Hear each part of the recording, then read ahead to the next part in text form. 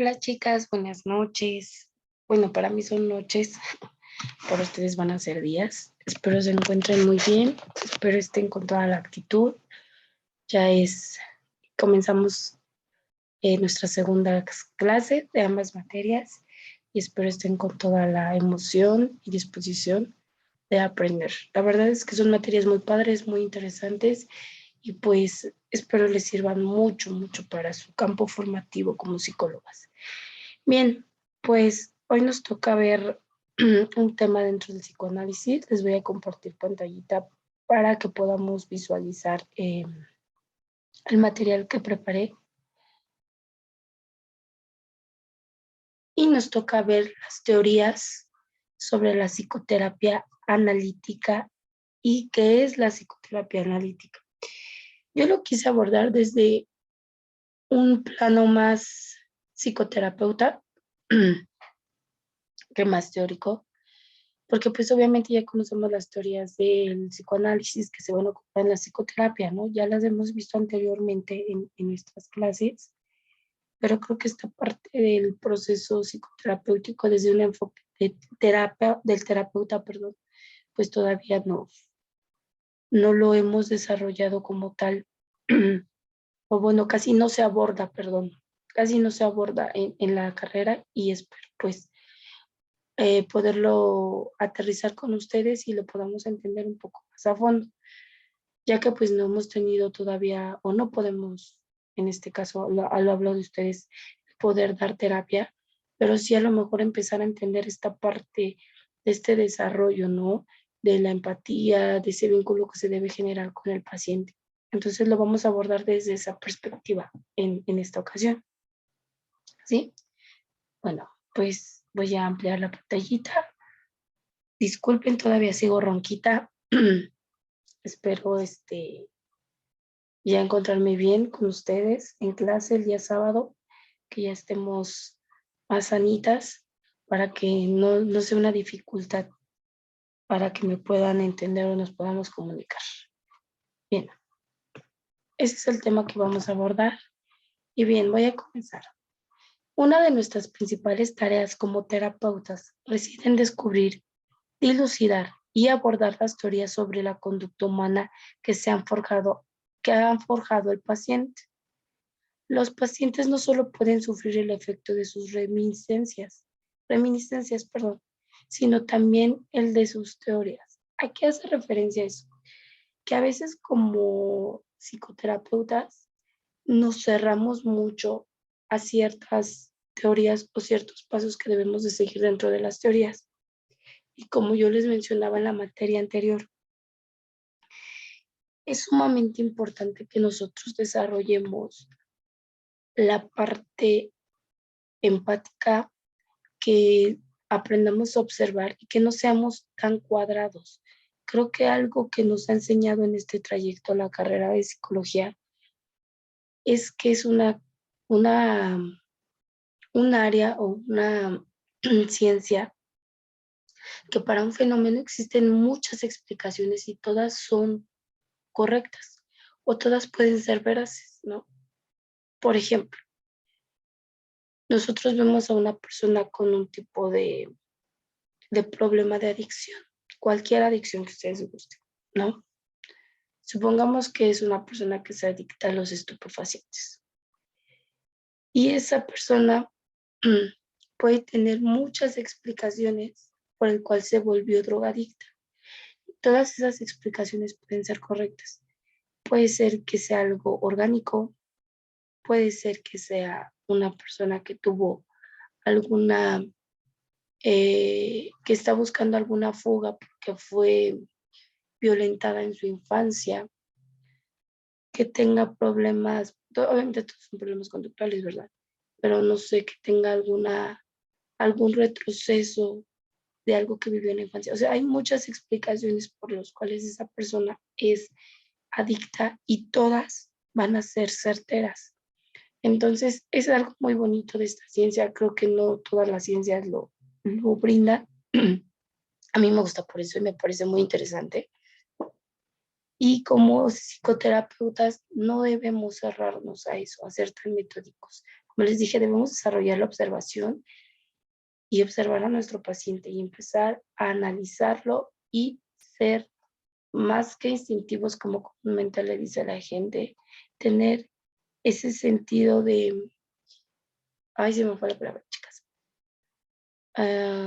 sentido común. O sea, hay muchas cosas que hace el paciente por sentido común y debemos de aprender a descubrirlas con base a nuestra observación.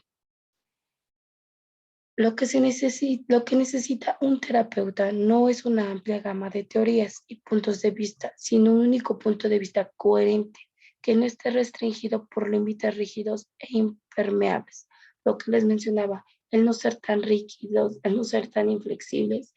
A mí algo que me gusta de la psicoterapia psicoanalítica es esa parte de que no es cuadrada, no es tan inflexible. Por ejemplo, los conductistas sí son, sí son terapeutas que sí son muy, muy rígidos en cuanto a sus propuestas para tratar algún problema conductual.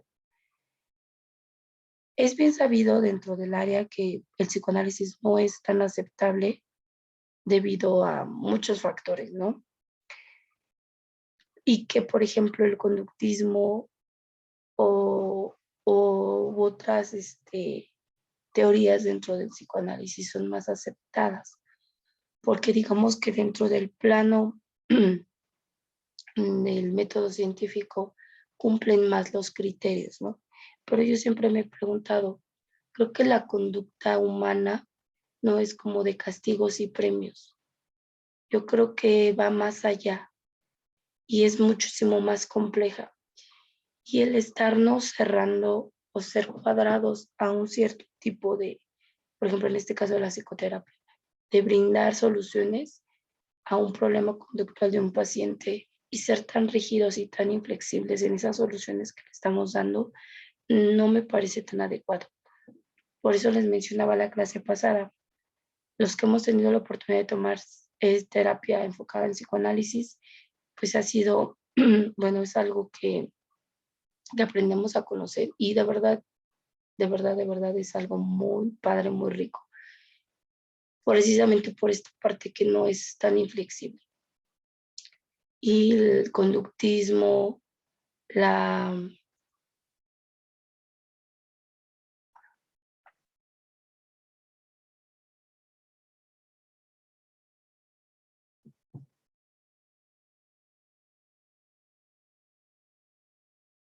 la terapia cognitivo-conductual, ay, se me salió, chicas, déjenme continuar. Vamos aquí. Y la terapia cognitivo-conductual también es muy, muy cerrada con respecto a las propuestas que dan o a las soluciones que dan en un problema conductual. Un buen terapeuta psicoanalítico conducirá al análisis haciendo escasas o nulas referencias de su hipótesis o conceptos teóricos como complejo de Edipo, angustia de castración, etc. El terapeuta servirá de su teoría como simple guía para organizar su comprensión de las experiencias reales del paciente y la imagen que tiene de sí mismo.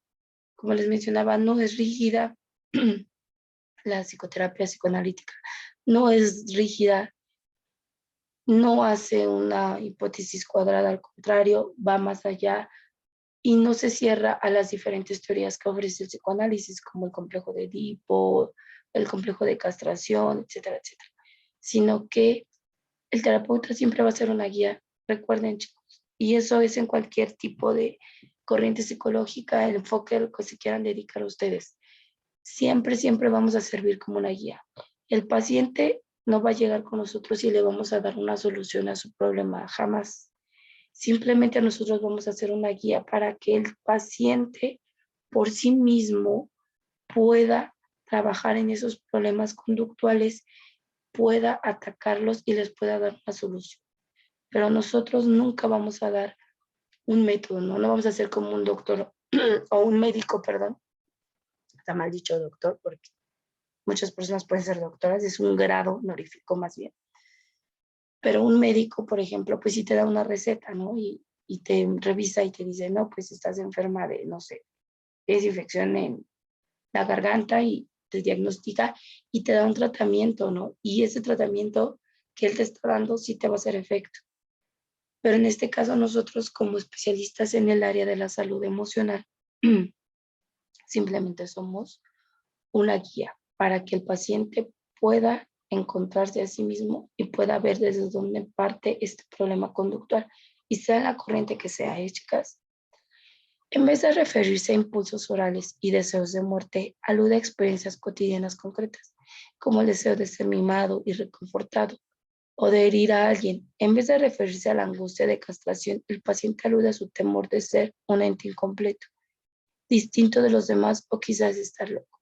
Quiere decir esto que nosotros, en vez de estar hablando de impulsos orales o deseos de muerte, etcétera, etcétera, vamos a tomar como ejemplo hacia el paciente procesos cotidianos para que él empiece a comprender desde dónde viene ese problema conductual, desde dónde está viniendo ese temor o esa sensación de sentirse loco.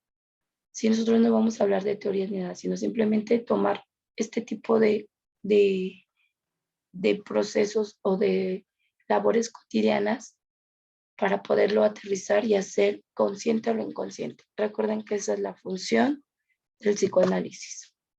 Ahora sí, ¿qué es la psicoterapia psicoanalítica? ¿Qué es la psicoterapia analítica o psicoanalítica? Es lo mismo. La psicoterapia psicoanalítica busca modificar el comportamiento y lo que es más importante, la estructura de personalidad del paciente mediante la utilización de la relación analista y analizado a través del lenguaje verbal en un contexto específico en el cual se ubica esta relación. Como les mencionaba, nosotros somos una guía que va a buscar modificar este comportamiento, esta estructura que ya trae el paciente con base a su personalidad. Mediante esta relación de guía o de analista analizado y mediante nuestra herramienta oral, el paciente va a poder acoplarse o va a tener ese vínculo con el psicoterapeuta y se va a formar esta relación. Según Grenson, la terapia psicoanalítica es una terapia causal. Trata de contrarrestar las causas de la neurosis. Su objetivo es resolver los conflictos neuróticos del paciente. Ya vimos la clase pasada las neurosis, la teoría de las neurosis. Recuerden que todos somos neuróticos. Hay diferentes tipos de neuróticos y todos somos dentro de estos neuróticos histéricos u obsesivos, de cajón. El paciente, incluso las neurosis infantiles que sirven de núcleo a las neurosis del adulto. Las neurosis no tienen edad y puede ser desde la infancia y esta neurosis se va desarrollando. Entonces, la psicoterapia va a brindar esta causa, ¿no? Esta causa, este proceso terapéutico para resolver este conflicto dentro de las neurosis que manifiesta el paciente. Recuerden que por eso el psicoanálisis hace énfasis en la neurosis, porque todo ser humano es neurótico, todo, desde el enfoque psicoanalítico, obviamente. Todo no humano es neurótico, por eso nadie se salva y siempre va a ser alusión a las neurosis. Obviamente dentro de esas neurosis hay diferentes tipos. Bien, resolver los conflictos neuróticos significa unir con el yo consciente aquellas porciones del ello, el super yo y el yo. Inconsciente es inconsciente excluida de los procesos de maduración del resto sano de la personalidad total. Otra vez volvemos a ver estos conceptos, el ello, yo y super yo, ¿sí? Que es esta parte o esta división que hace Freud de nuestra parte psíquica, ¿sí? Y obviamente va a hacer que el ello y el super yo pasen al yo y se vuelva desde una forma consciente, se ve desde una forma consciente. En este proceso, por ejemplo, nosotros, o los que lo hemos vivido, como les digo, la finalidad es hacer consciente lo inconsciente. Y hablamos ¿cómo lo explico? Cuando estás en este proceso terapéutico o de esta corriente como paciente,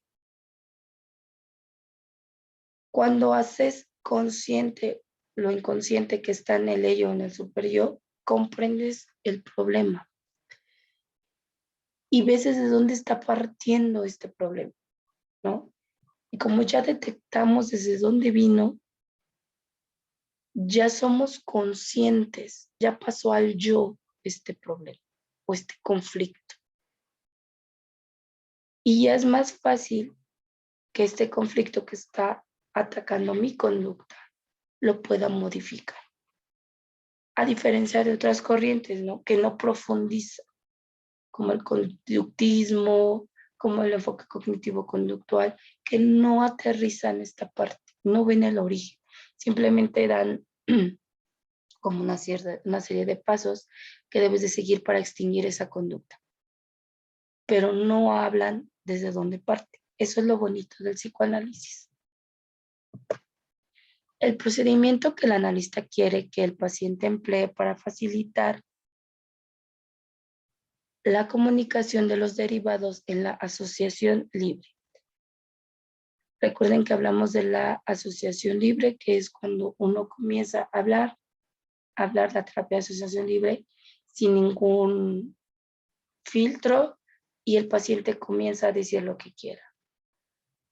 Estos derivados aparecen en las asociaciones libres, los sueños, los síntomas, los lapsus, los actos fallidos y las actualizaciones del paciente. ¿Qué quiere decir?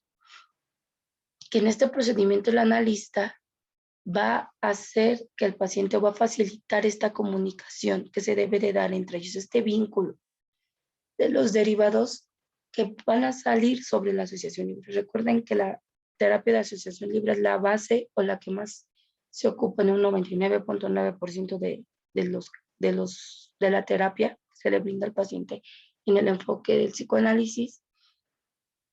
Y esto va a hacer que esas asociaciones, los sueños, las asociaciones libres, el síntoma que tiene el paciente, el lapso, el acto fallido, que él no se da cuenta. El acto fallido es, les voy a dar un ejemplo de acto fallido muy básico. ¿No les pasa que están escribiendo y de repente tú estás viendo una palabra, o por ejemplo, más fácil, cuando estamos leyendo? Tú estás leyendo, pero tú estás viendo una palabra, pero pronuncias otra. Eso es un acto fallido. Igual cuando estamos escribiendo y vas a escribir una palabra, pero escribes otra, eso es un acto fallido. Y esos actos fallidos hacen lo inconsciente, o sea, son actos donde sale nuestra parte inconsciente, ¿sí? Los lapsus, igual, ¿sí? Son pequeños episodios que vivimos en donde nos dejamos llevar, ¿sí? Y sale nuestra parte inconsciente. Se pide al paciente que trate dentro de lo posible de dejar venir las cosas y de decirlas sin importar la lógica ni el orden. Ha de comunicar incluso lo que le parezca trivial, vergonzoso o descortés, etc. Como les digo, la terapia de asociación libre es eso.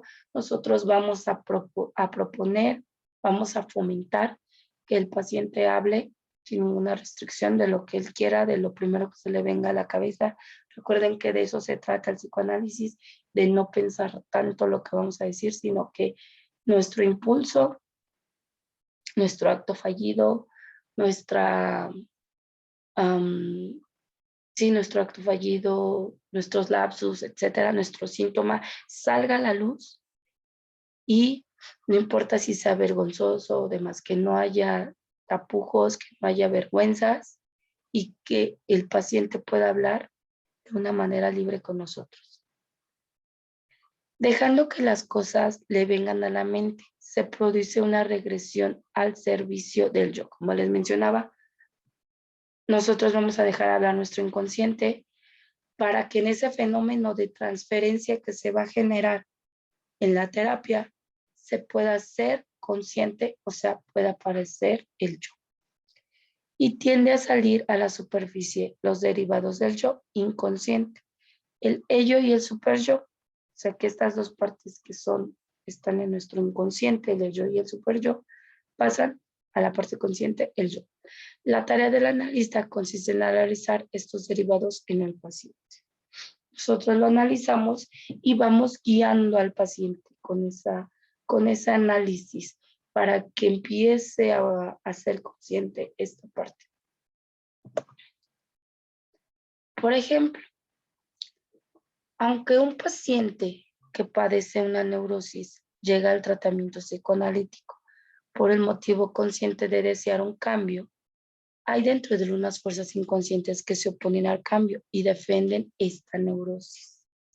Estas fuerzas se oponen a los procedimientos y procesos del tratamiento y se les denominan resistencia.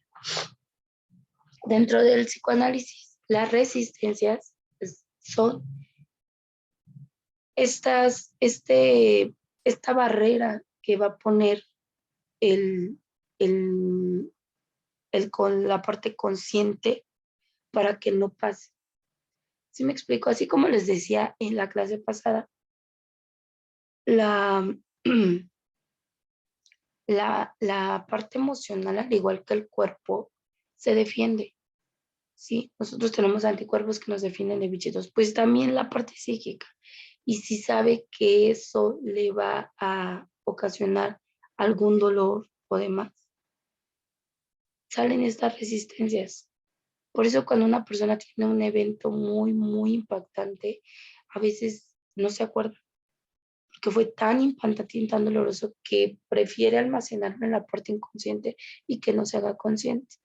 Las resistencias son eso, esta parte en donde ponen esa barrera de no vas a pasar porque sé que esto me puede hacer daño, ¿sí? Y van a defender a la neurosis, ¿sí? Van a formar esa barrera y van a hacer que no traspase o que no transgreda a la parte consciente, ¿sí? No sé si me expliqué, espero que sí, si no háganmelo saber en la clase. Las resistencias proceden de las mismas fuerzas del yo que forman parte del conflicto neurótico. Como les digo, esto va a ser una barrera entre la parte en el super yo o el ello y en el yo, ¿sí? Entre la parte inconsciente a la parte consciente. Va a ser una barrera que no va a permitir que pase. Las resistencias interfieren en el yo razonable y han de ser analizadas antes de que puedan hacerse ninguna otra buena labor analítica. O sea, vamos a tratar de razonar estas resistencias, a encontrarle un sentido para que se vuelvan a ser conscientes. Porque solo puede ser efectivo en el instinto. Si el paciente puede tener y mantener un yo razonable, el yo razonable también es esencial para la construcción y el mantenimiento de la alianza de trabajo. ¿Qué quiere decir? Que si el paciente logra pasar este instinto y mantener este yo razonable, el paciente va a construir y va a mantener, ¿no? Van a empezar a trabajar estas dos partes. Digamos que la parte inconsciente y la parte consciente van a poder trabajar de una manera adecuada y se va a construir una parte razonable. ¿Sí, chicas?